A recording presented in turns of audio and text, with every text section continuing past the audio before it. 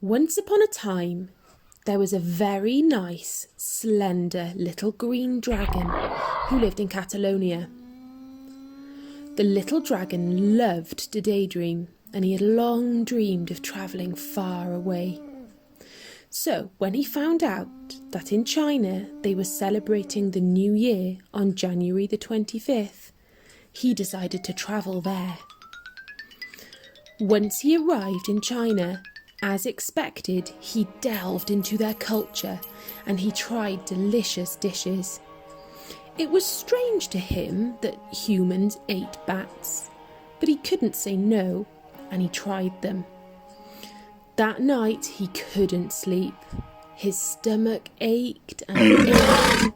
He could feel the pain in his head and all the muscles in his body. So he decided to return to Catalonia because it's better to be sick at home than somewhere new. When he returned, he noticed that no animal was grazing in the fields, so he couldn't find any food at all.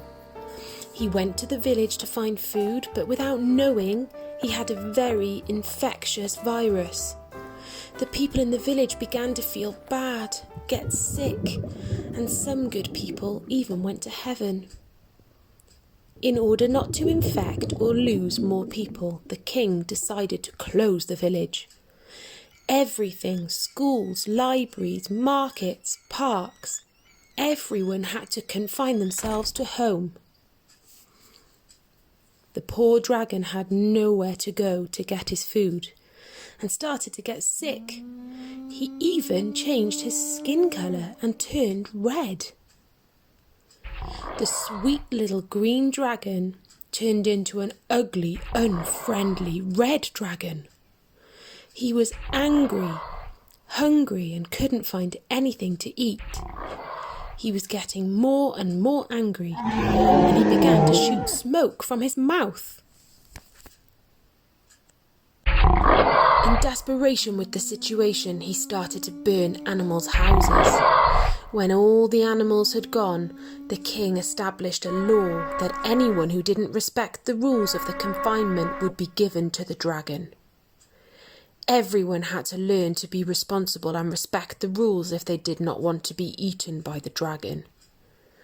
But one day the king's daughter left her house without permission. The princess was very friendly, kind and pretty, and she had stolen the hearts of all the citizens. For this reason, hundreds of people offered to replace her and be given to the dragon themselves instead of her. But the king, grieved and heartbroken, was fair and strict. "My daughter is like everyone else. She has left the house, so she will be the next meal for the dragon." The princess came out of the castle to meet the dragon. The whole town looked, full of sorrow and distress, out of their windows as the princess headed for the dragon's cave.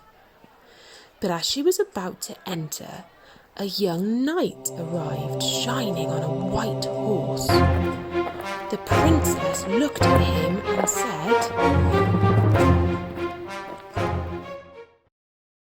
"Run away! Flee quickly out of here, noble gentleman! If you stay, the dragon will appear, and when he sees you, he will infect and devour you." The young gentleman looked at her and said, "Don't worry, princess. I have come from far away to protect you and free your people from this beast." He didn't even have time to finish saying this when suddenly the beast came out, to the horror of the princess and the joy of the knight. The dragon went to the young princess, and when he opened his mouth to eat her, the knight, St. George, raised his sword, and after a single blow, the dragon plummeted to the ground. From the blood of the dragon grew a rose bush, with the most beautiful red roses the princess had ever seen. Suddenly, the knight, St. George, picked one. The prettiest of all and gave it to the princess as a sign of love. The whole town was shouting at their windows and clapping loudly in recognition of their bravery.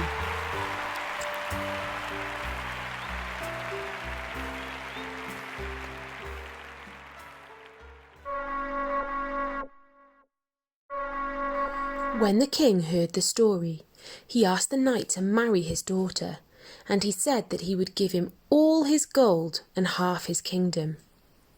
But the gentleman marched on his white horse and with his gloves and his mask.